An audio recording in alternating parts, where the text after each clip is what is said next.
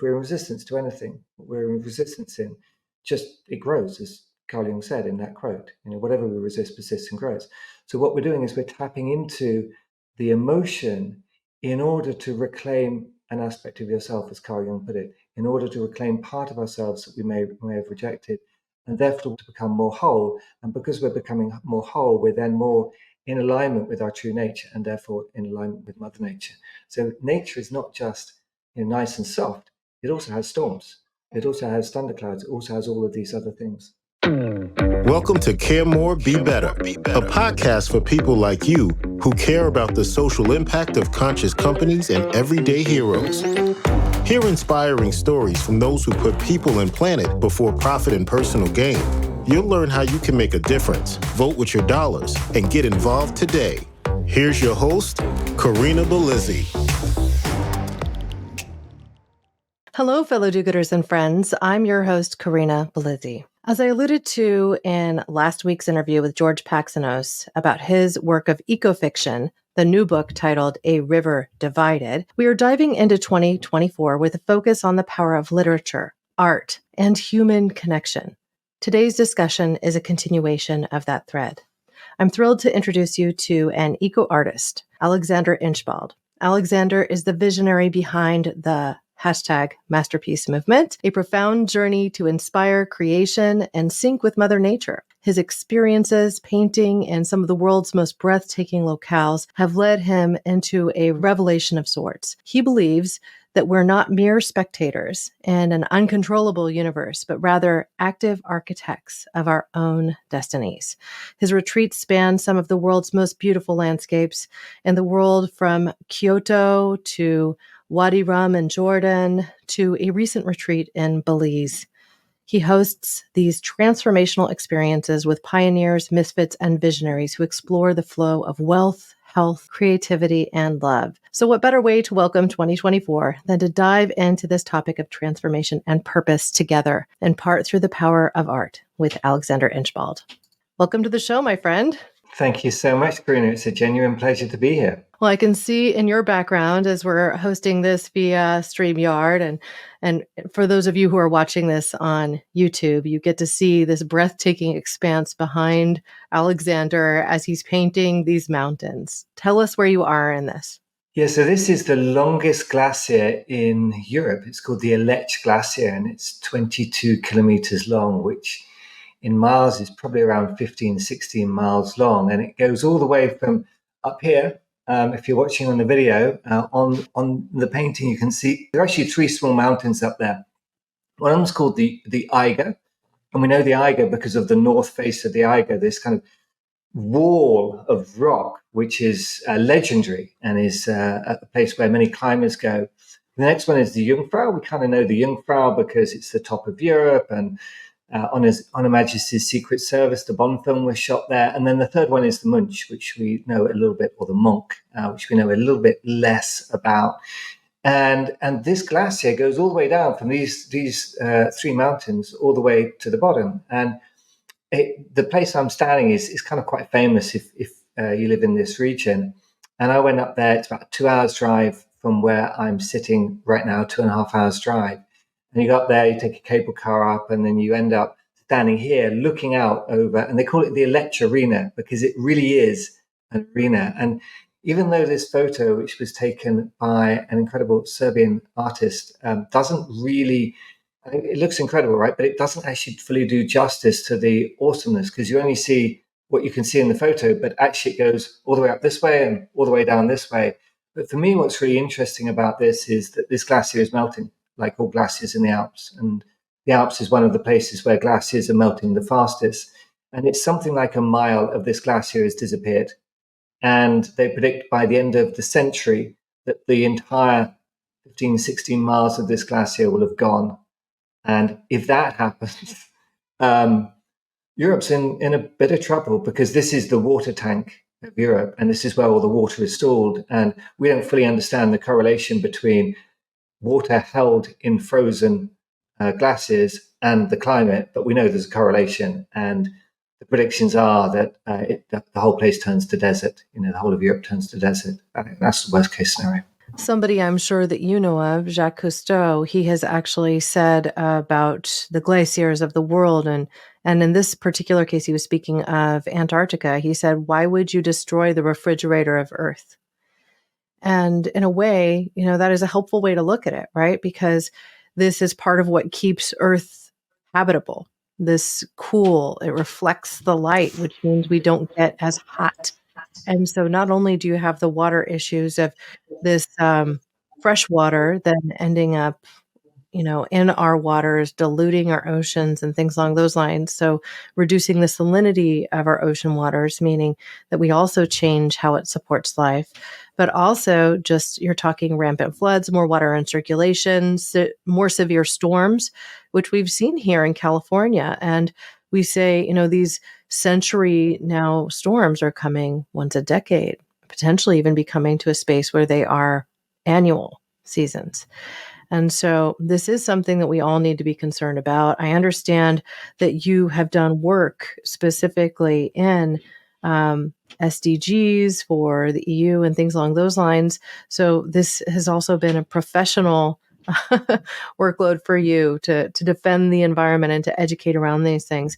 Can you talk about your experience in that arena? And then I'd like to dive into your art more. Sure. So, before I really moved into what I'm doing now, my background was in marketing and communications, and I worked for big agencies in the UK, and then I moved to Switzerland. And for me, the highlight of my career in marketing and communications was working on the Sustainable Development Goals, and I got to work with some pretty amazing individuals and pretty amazing organizations, big organizations, the World Health Organization, United Nations, Red Cross, UNICEF, and then some smaller, kind of more innovative, Bill Gates and Bill and Melinda Gates Foundation funded organizations. And I got to work on some big campaigns and I loved it.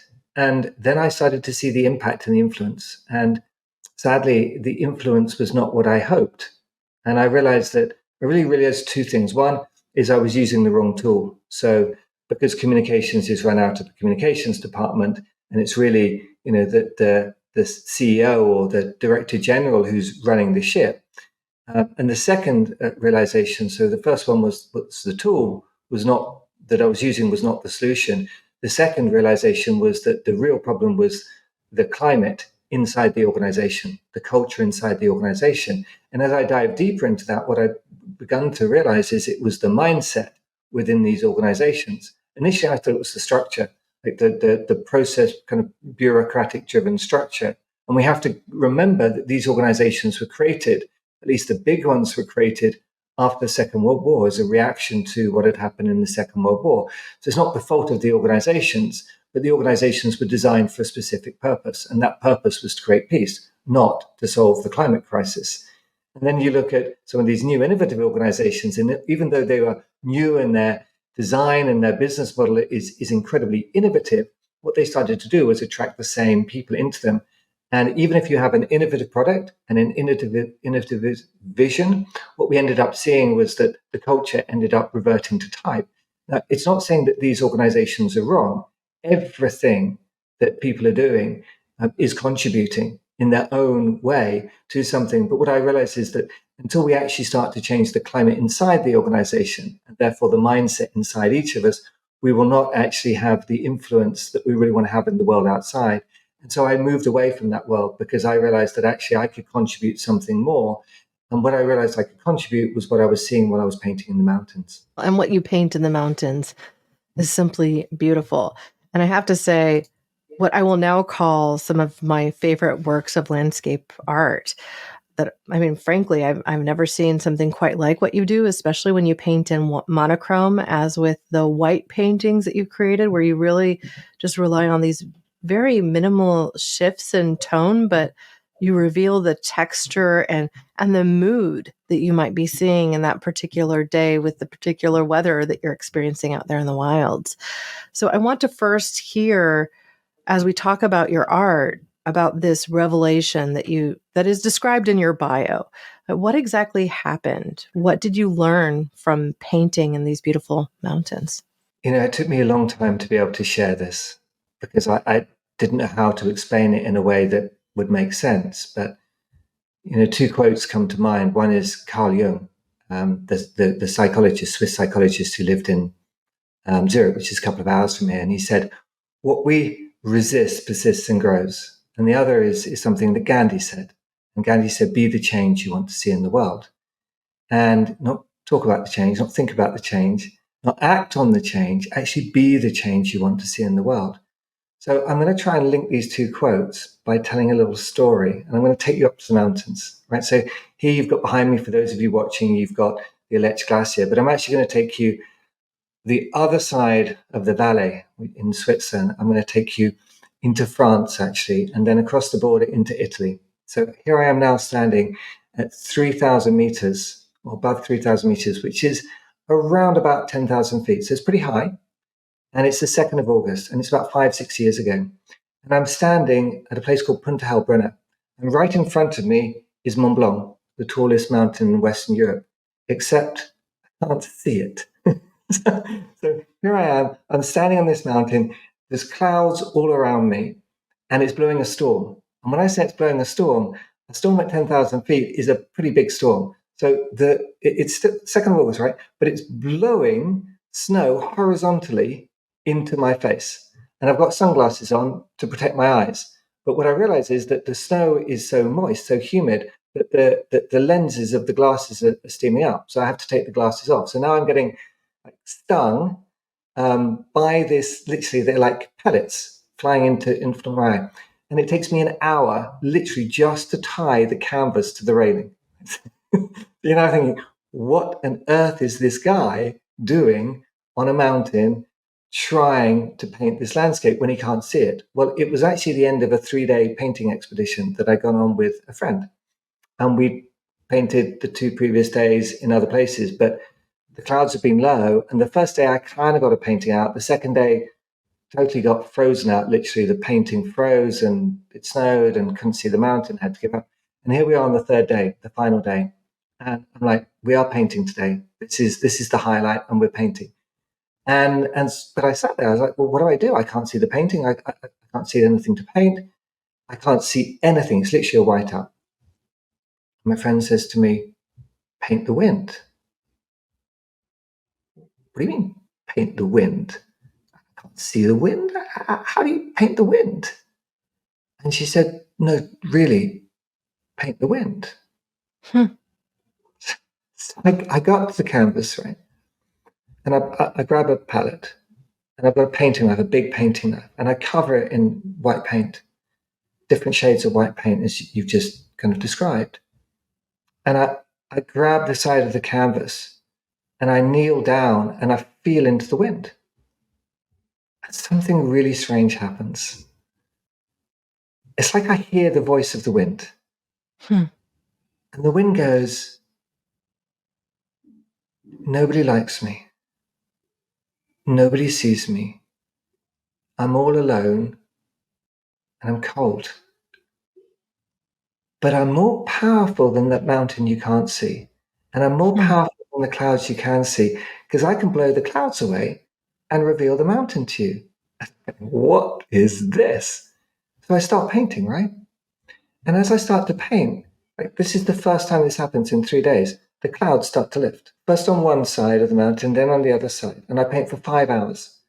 And during those 5 hours, I'm kind of darting around the canvas in order to paint it, because different parts of the mountain are revealing themselves. There's like a jigsaw puzzle, and I'm trying to connect all these parts of the jigsaw puzzle together. And then right at the end, I stop, and I'm like, it's done.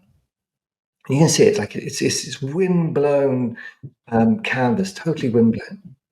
And right at the end, I stop. And 10 minutes later, the wind stops and the clouds lift entirely. And I'm like, how does this happen? And it's taken me years to be able to, I can tell the story, but years to try and really understand what I think is happening from a scientific perspective, but also kind of a metaphysical perspective, if that makes sense. So it sounds to me like you were communing with nature in a way that you'd never been able to before. It's exactly that. Yeah. And it led me to conclude that we're not separate from it. That's just a delusion of the mind. that the mind thinks that somehow we're separate from this thing outside of us. But if we go back 40,000 years, we didn't have a prefrontal cortex. We weren't consciously aware that we were separate from nature. We were no more consciously aware than a mountain is a mountain, or a tree is a tree, or a lion is a lion. So we have a term for this in archaeology, actually. I studied archaeology and did digs in France and Central California. And the term is you had behaviorally modern humans coming out around 30 to 40,000 years ago. But before that, anatomically modern humans, because there's no physical difference in humanity from about 100,000 years ago to about 40,000 years ago. There's no difference to present, really. However, there was a behavioral shift. And so what you speak of, like this sense of self-awareness and putting us at the center of everything, doesn't appear to have happened before. And how that occurred is a complete mystery, right?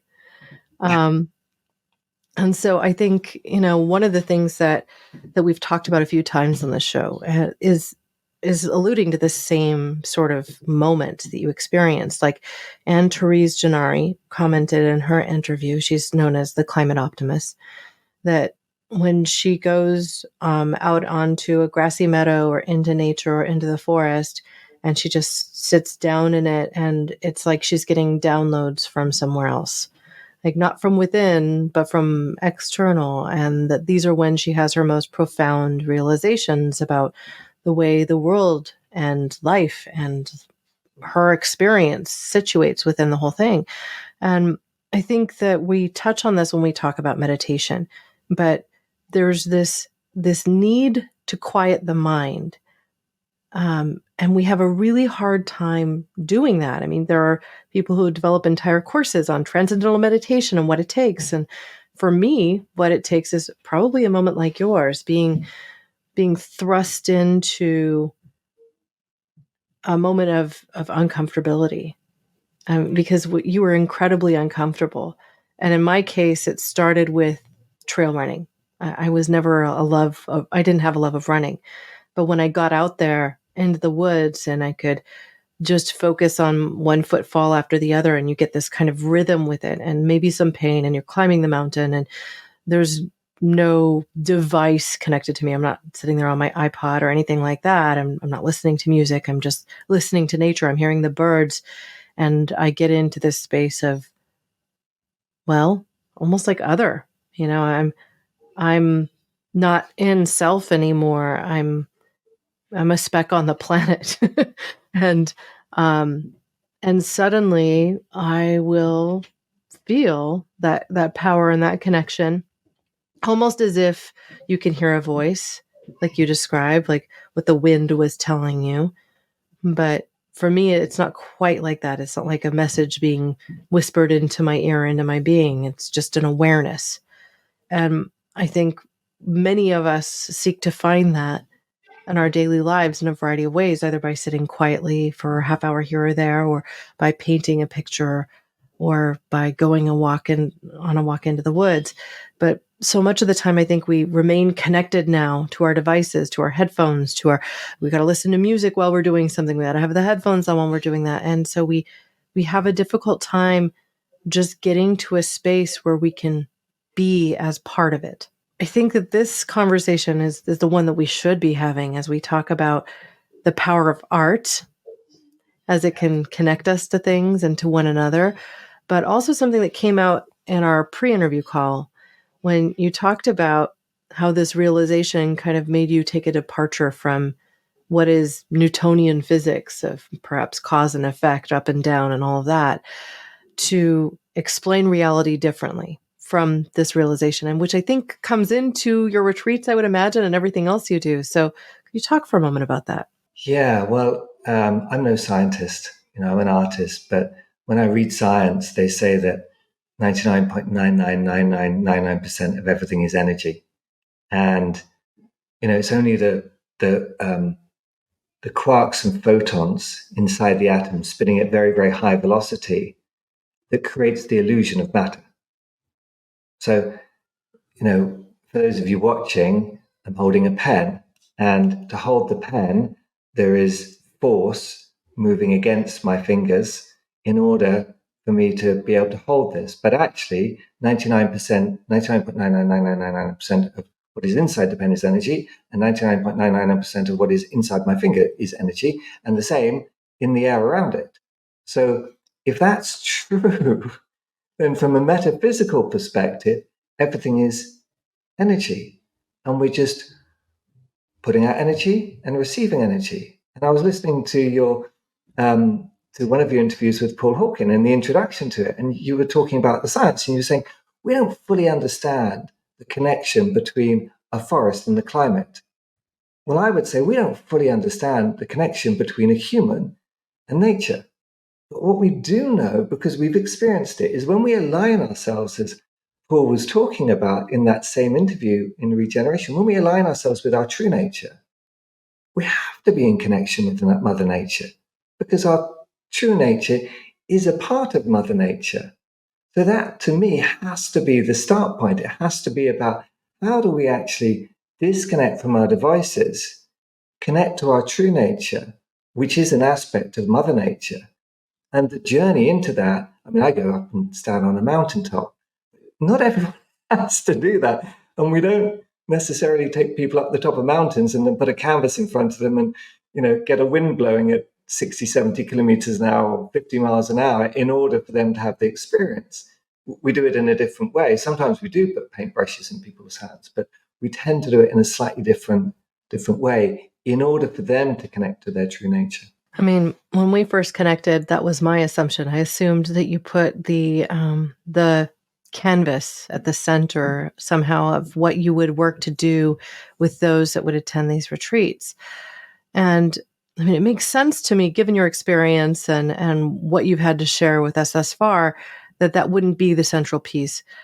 So when you do use art as a part of these powerful connections, how do you use it and what do you find that people gain from it? We do use art. We did a retreat in the Swiss Alps, not a million miles from here. And the first piece I got people to do was just to paint something that they saw with watercolors and just to feel into what they saw and to paint it as beautifully as they could. In other words, to go more into the soft, the delicate side of things, the connection with Mother Nature, which can be powerful, but can also be incredibly soft and kind of more feminine, perhaps, in nature. We also use it in a very different way. And there is an aspect of ourselves that most of us have neglected. So when we talk about connecting to Mother Nature, it feels very soft and warm and lovely and delicate and very feminine and very kind of being held by something. But there's also another aspect of us, and that's the masculine side, the kind of the warrior, if you like, the samurai, the sorcerer, the alchemist. Very, very different energy. And most of us have rejected that. So a lot of us have gone on this journey and gone on the journey of reconnecting to who we are. We meditate, mindfulness, we go on retreats, we do all of those things. And then we come up with an idea and we're like, oh, I have to bring this idea into the world. But what we've done in the process of doing that is we've often rejected the one thing that we need in order to bring it out into the world. So we also use art in a very different way, actually to tap into that part of ourselves, which is the power, the real power within us, which is connected to Mother Nature. So if you look above me in this picture, for those of you who are here, you'll see there's some dark storm clouds here. And these dark storm clouds actually preceded a massive storm. And there's a video of this. The video of this painting is called The Love Economy. I think you can probably Google it, Love Economy in my name. You'll find it on Vimeo. And literally this whole storm comes in and there's a point at which the whole image shifts. Two jets fly across the sky. I won't tell you more than that, but the whole thing shifts. And then the storm comes in and the whole thing changes. And so there is a part of us which is the storm. And when we can channel that storm in a way that is conscious rather than unconscious, actually we start to see that we are now being the change in the world as opposed to just willing the change. So it's not enough for me just to sit on a mountaintop and say, that I think we've gone beyond that.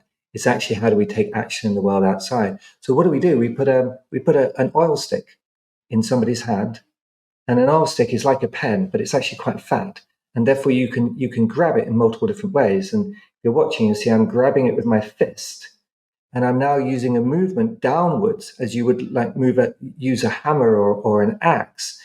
And what you're doing is you're expressing an emotion. And if you go back to some of the kind of master artists, Vincent van Gogh was probably the first person to really do this in his post impressionist paintings. He said it wasn't about what you saw, it was about what you felt. And so in that sense, everything is a self-portrait. And what we have is we have emotions attached to experiences. And if those experiences are traumatic experiences where we've perhaps rejected part of the world and we're like, I'm reacting to that, then we're in resistance to it. And if we're in resistance to anything, what we're in resistance in, it grows, as Carl Jung said in that quote, whatever we resist persists and grows. So what we're doing is we're tapping into the emotion in order to reclaim an aspect of yourself, as Carl Jung put it, in order to reclaim part of ourselves that we may have rejected, and therefore to become more whole. And because we're becoming more whole, we're then more in alignment with our true nature, and therefore in alignment with Mother Nature. So nature is not just nice and soft. It also has storms. It also has thunderclouds. It also has all of these other things. So as you talk about this, Alexander, and your work, I'm reminded of a couple things that I think are something that we kind of need to talk about and invite in. One of which is this perspective today that it's almost like people aren't allowed to express anger.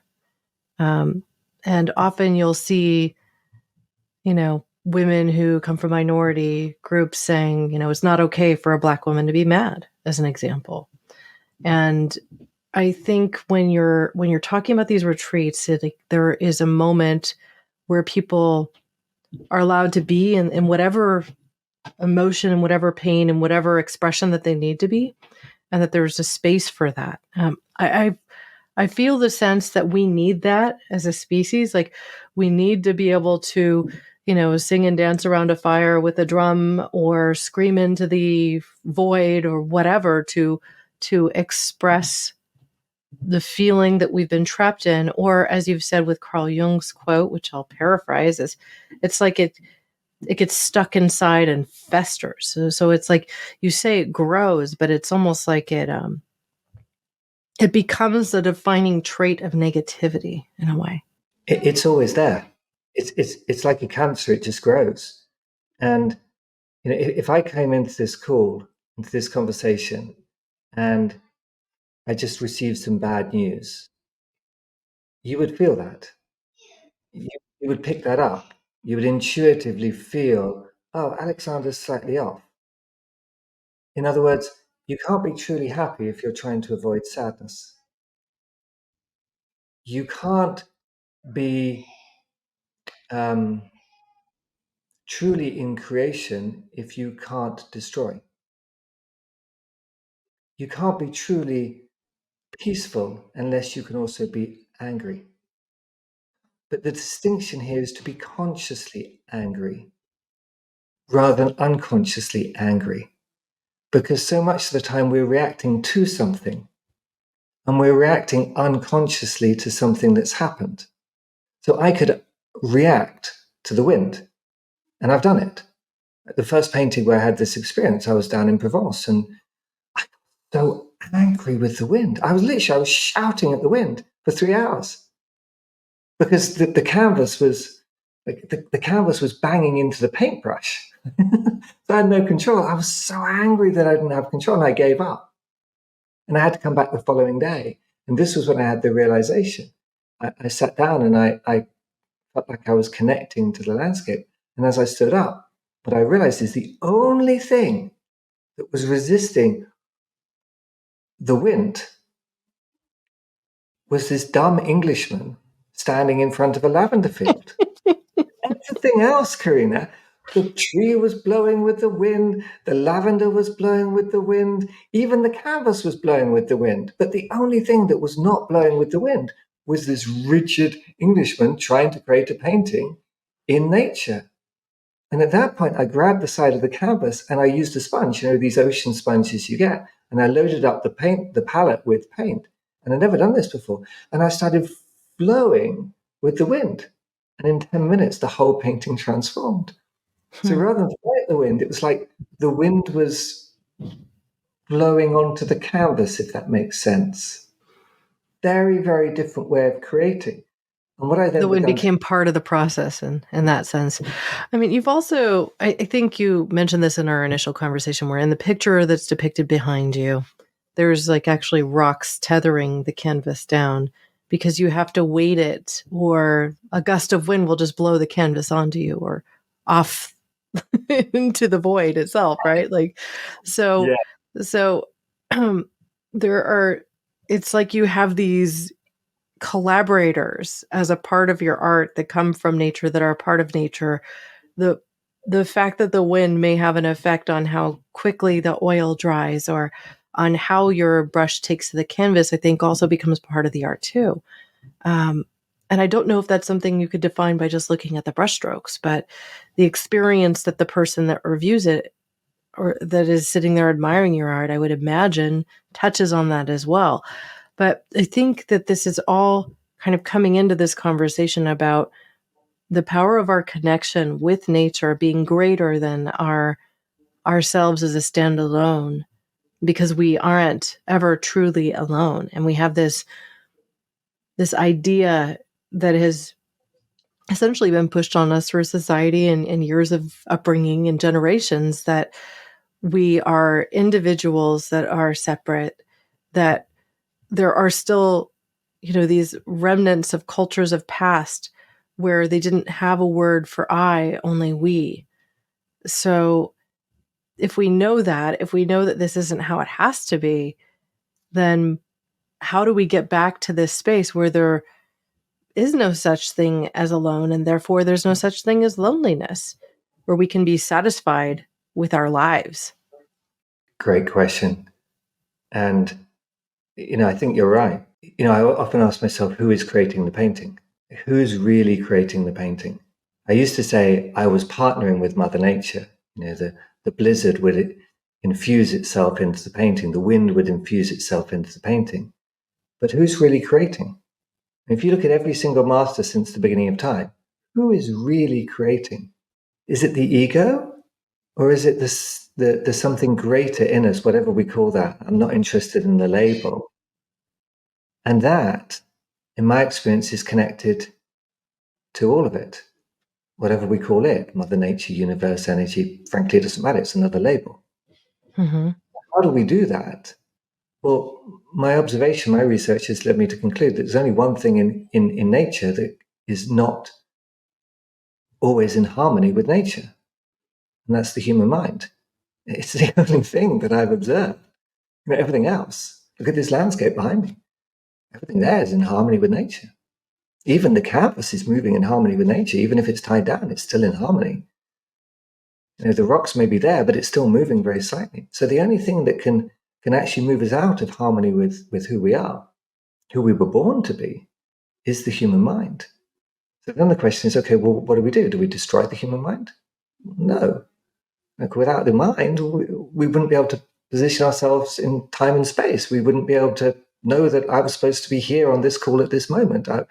Nothing would happen. We'd never meet up. We'd never eat. We'd never do all of these things. So the human mind has a purpose.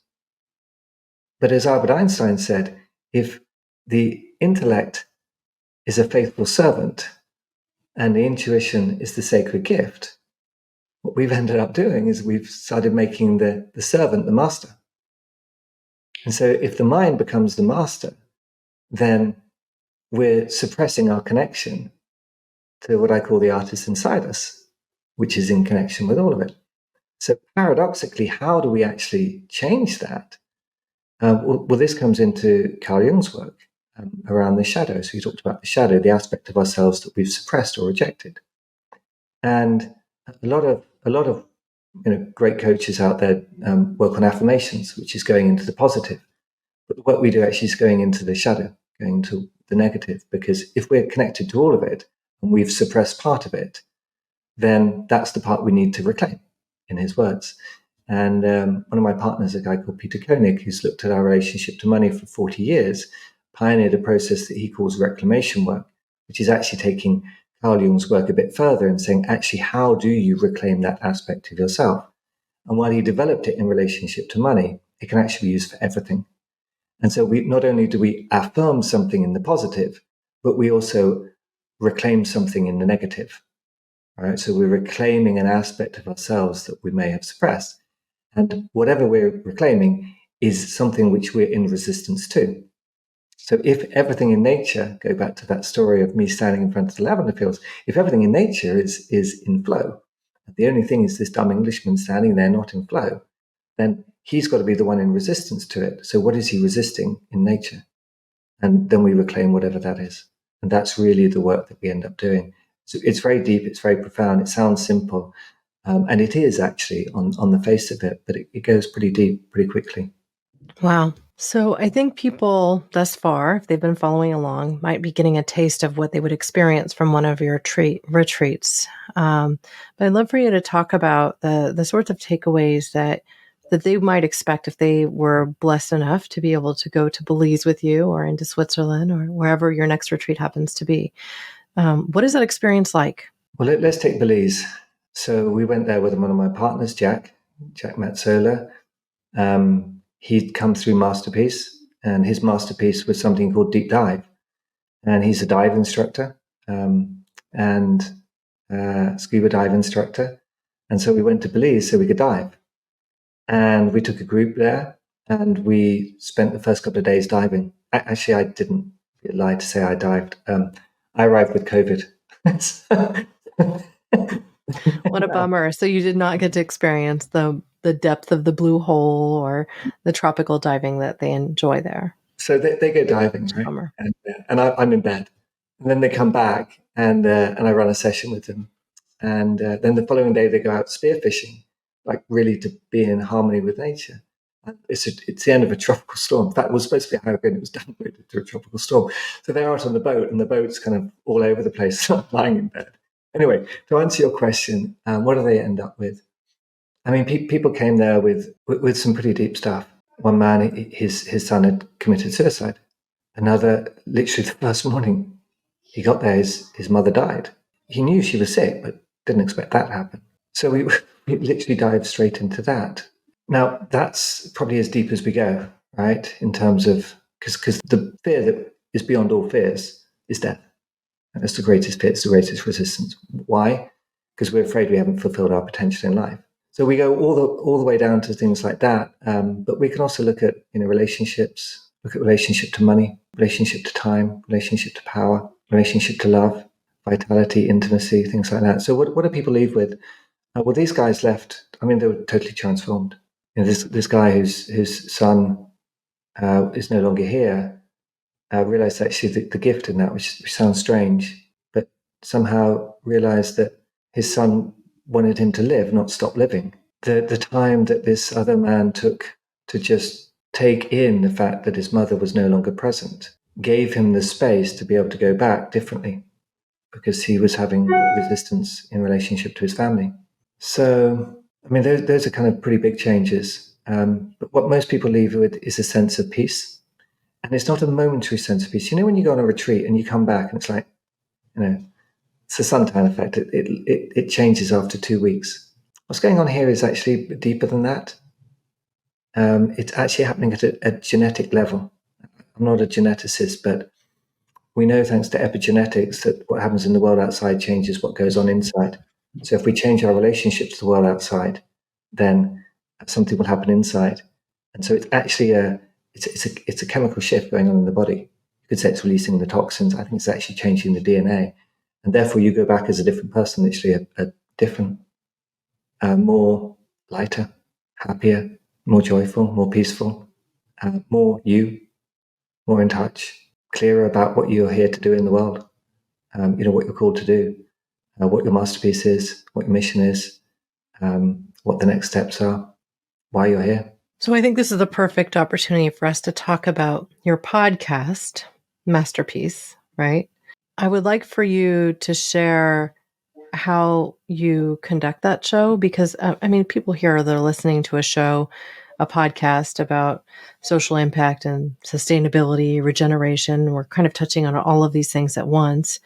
But really, if you were to have the greatest impact creating your masterpiece life or creating the masterpiece artwork that you might seek to create, really what you're talking about is having that greater impact. And you seem to share the stories of people you've deeply connected with on this particular show.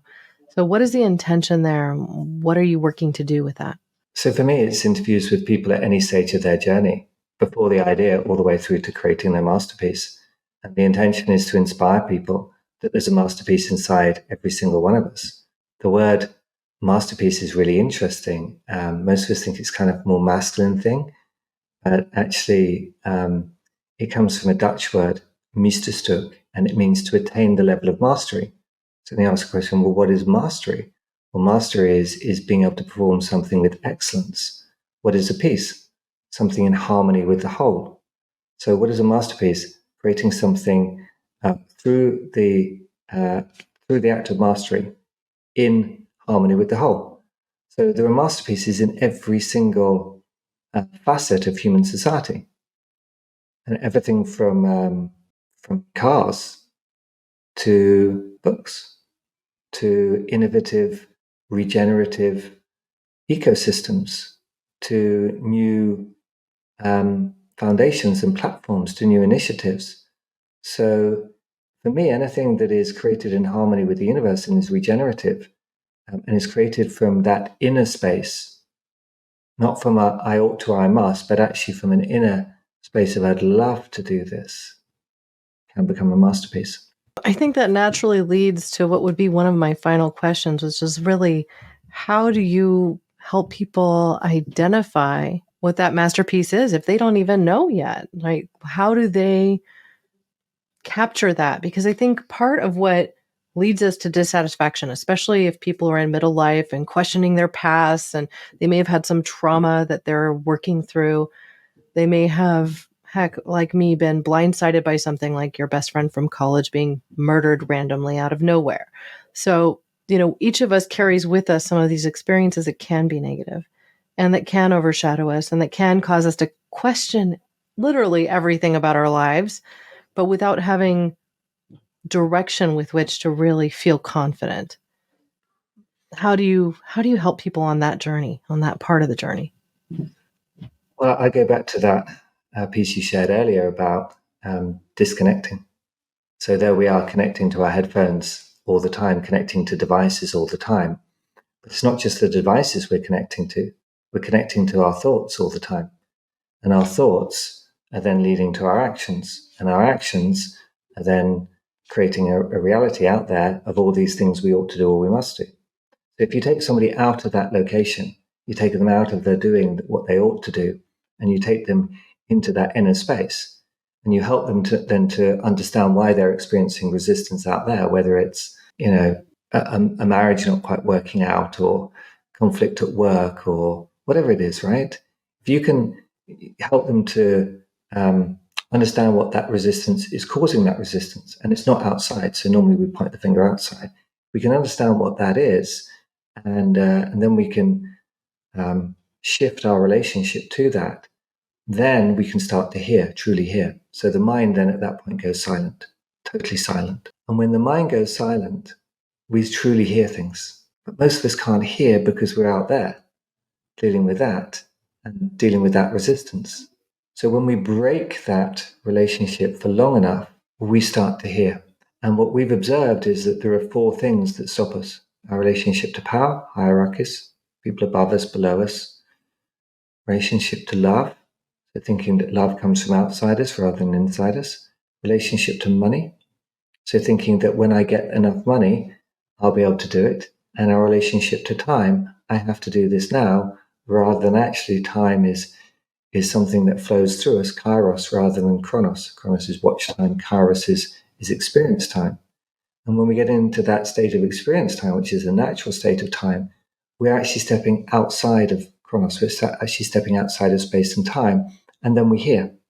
And it's inevitable that we hear, because there is a design which we're here to bring into the world. And that is our masterpiece. That's our level of mastery. So when we quieten ourselves enough, we will hear it. We actually go through a more structured process than that. So it's not as simple as, oh, okay, just quieten the mind. We actually focus on each of those areas. And then what we do is we help people to work out their mission. So once they work out what their mountaintop is, then we can work out the pathway up the mountain, which is the masterpiece. And the pathway may not be, completely clear. It looks like you could go straight up, but you might take a roundabout route, as most of us do, in order to reach our mountaintop. And once we've got that, then we kind of know what the person is called to do. And then they'll refine that as they go up the mountain, because the pathway will take them in a certain way up the mountain. And so the masterpiece itself, it's kind of interesting, is both the outcome, but also the journey. And it's the journey that's the most important. It's not actually what you achieve with it. It's about becoming more in harmony with who we are, our true nature, which of course is in harmony with Mother Nature. As I'm processing all of this, I find myself connecting to a lot of thought leaders who say, ultimately, you have to have clarity of vision. And the piece that they might get to is, okay, clearly define it, build your vision board, do all of these things. They're very tactical. There's a process. There's a physical, like perhaps writing or pasting and cutting like your ideas together and being this brainstorm state, potentially with a coach or someone helping you through it.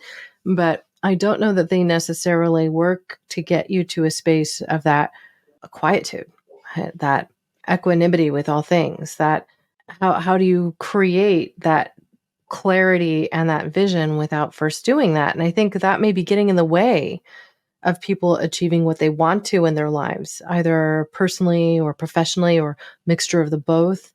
If it's something that they're working to achieve by putting more good into the world, as I do with this podcast, or by trying to sell something that they believe in. I mean, whatever it really is, they may have gone through the motions of, following what the key business leaders might tell them to do to create the success of Steve Jobs or the Elon Musks of the world, but without ever really understanding the basics behind it.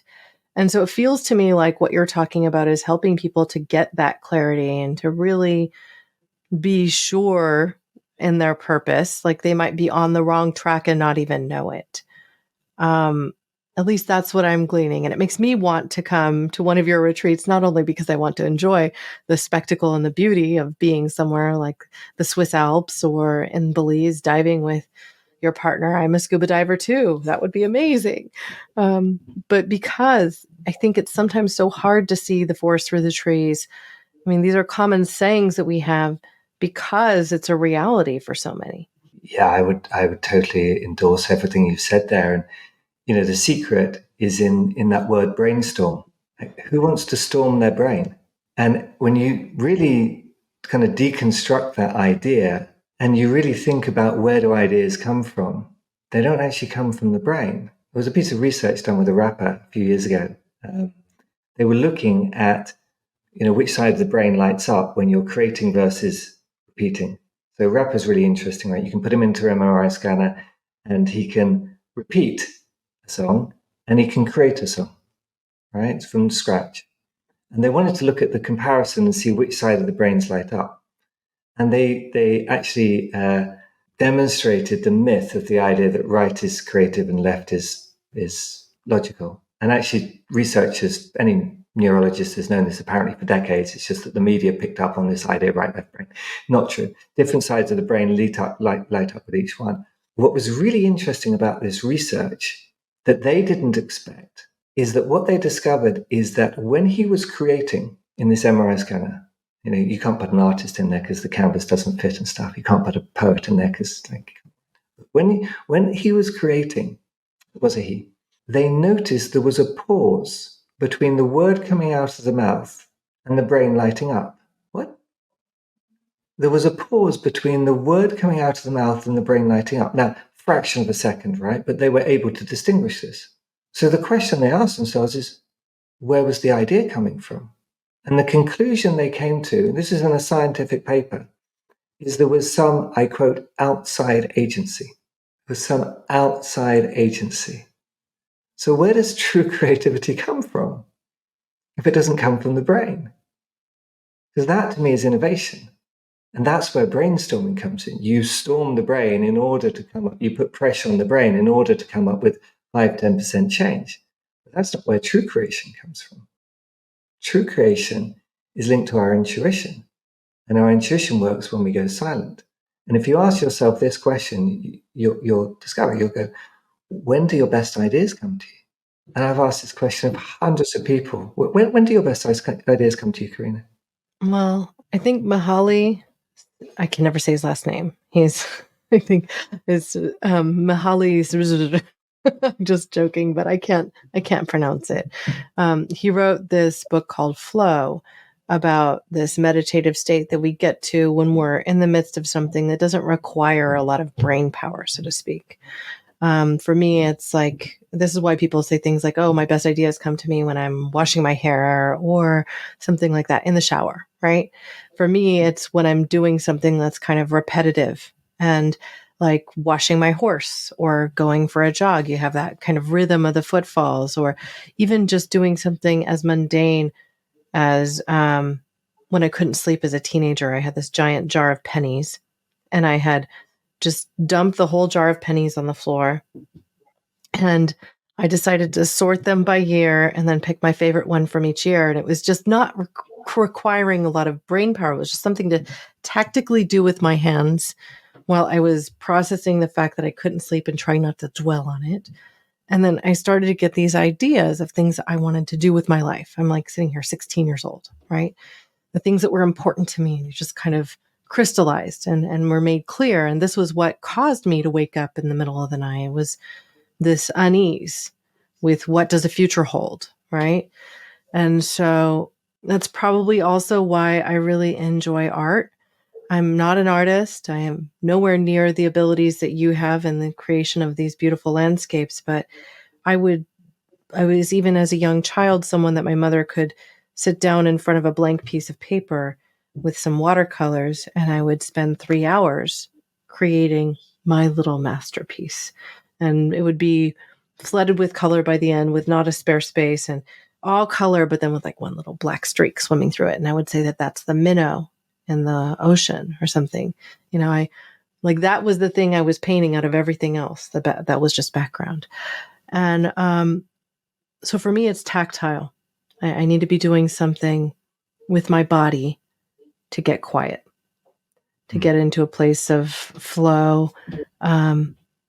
Sitting still does not and has not ever been able to do that for me. I hear you, Corinna. I hear you. I've asked that questions of hundreds of people all over the world, and nobody has ever said sitting at my desk.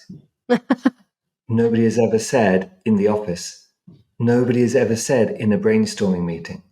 Nobody has ever said when I'm supposed to be coming up with ideas. So our best ideas don't come to us when we're doing. Our best ideas come to us when we're being. And if you were to put an MRI scanner on a brain, what you would discover is actually the brainwaves shift. They shift from beta, state of doing, into alpha or theta. And theta, or even delta, which is deep meditation, deep sleep, that's the state we were born in. We're in it for the first 2 years of our life. Then we go to theta for the next 5 years of our life to the age of 7, then alpha until the age of 12, and then beta from the age of 12 onwards.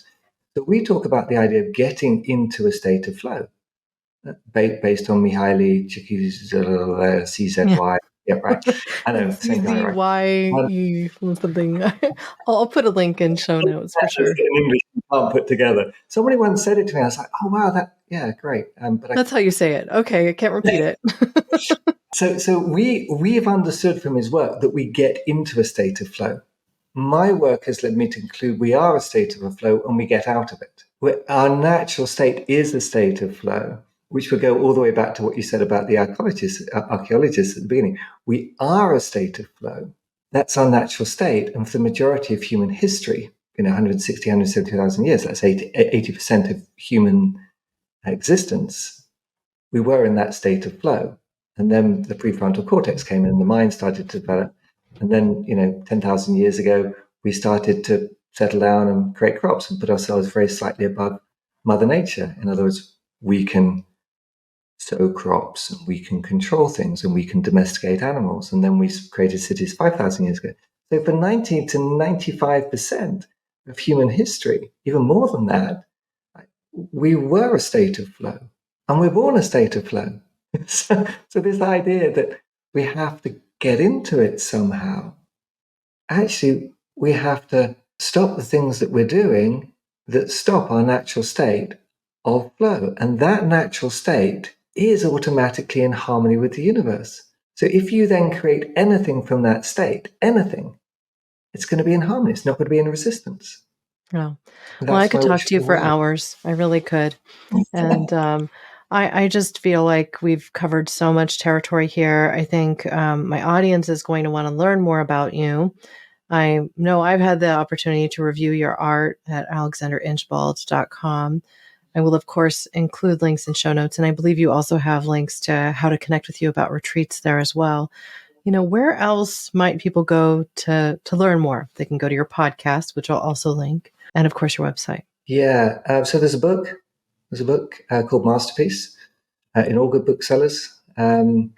Just Google Masterpiece. You'll find it on Amazon, but you'll also find it in local bookstores. So that became a bestseller a few years ago, and it talks you through the process. So you can find out a little bit more there. We also run every month, about twice a month, we run sessions, complimentary sessions. One on purpose. So purpose for me is the key. It's like the key to unlock the inner. And purpose for me is not what you do. That's a masterpiece. Purpose is why you do it. And so we run a complimentary session on purpose every month. And we also run a session on money, prosperity every month. Because as Peter Koenig says, that tends to be the one that stops us most, our relationship to money. Money in most conversations comes up in the first 2 to 3 minutes. And our relationship with money is embedded within us in the first 2 to 3 years of our life. That's pretty early. And therefore, it's an unconscious kind of projection, in Carl Jung's words, onto money. And so we run sessions around money. So if you want to come out and experience a purpose session, discover your purpose, come to that.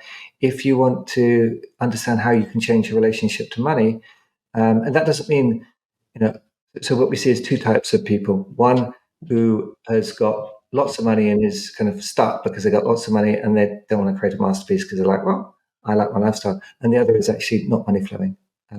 So we get both of those audiences in. So that's another way of just going a little bit beyond just observing it and actually starting to embody it. And that's really all the work is about. I'm not interested in somebody understanding theoretically what I do. That to me doesn't serve the world. It's not what best serves the whole. What best serves the whole is experiencing it, and us experiencing it all the time and then creating from there. Well, I love that. I will, of course, be sure to include links to where people can find all this valuable information with show notes. And I'd love to join you on one of these purpose sessions because I always find I learn something new and gain more clarity when I participate in something like that. So even if you think you know what your purpose is, a little bit more clarity and getting a little bit more crystallized on your ideas is always helpful.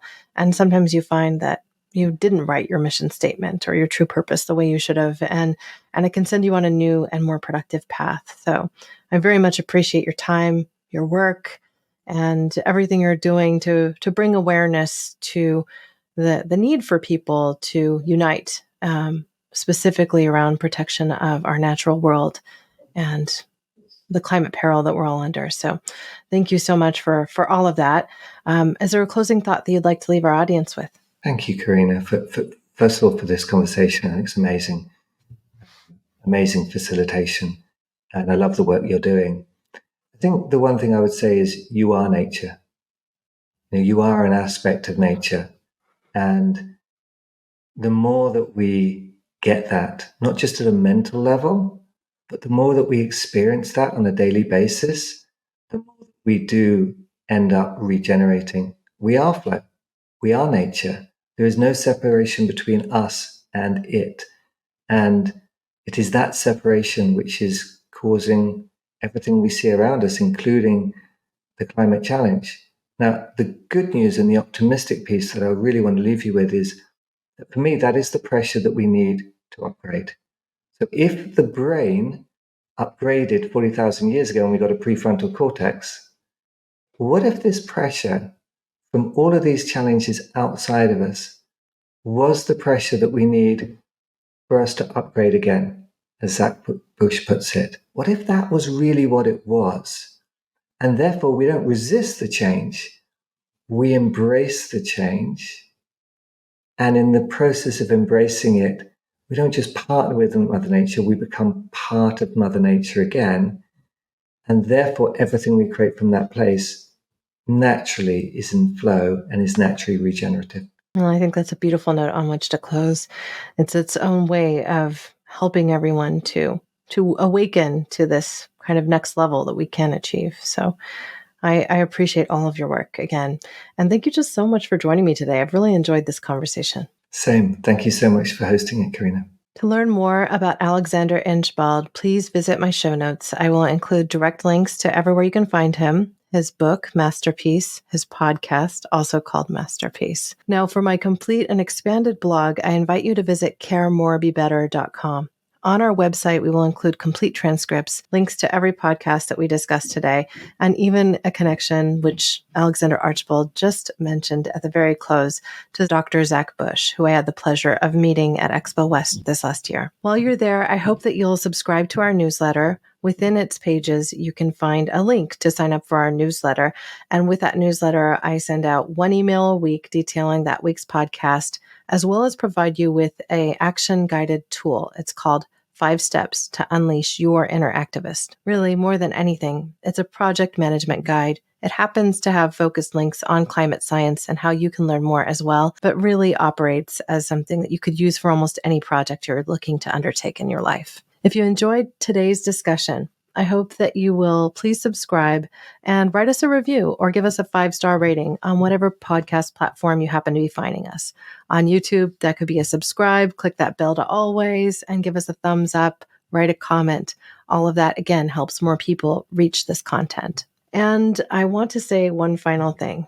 I appreciate every single one of you in the audience. I know sometimes these discussions can open your mind to new ideas, and that's really everything that this show is about. We invite you to care more about a specific issue, about yourself, about your environment, so that we can create a better world together. This is a community effort. We can care more, we can be better, we can dream of a better and brighter future. We can get to a space where we evolve into a higher self too. And with the support of people like Alexander Inchbald, I think we'll all get there sooner. Thank you. Thanks for listening to Care More, Be Better, a podcast for social good. To make sure you never miss an episode, subscribe, rate, and review wherever you listen to podcasts, and share with your friends to help us reach more people and spread more social good.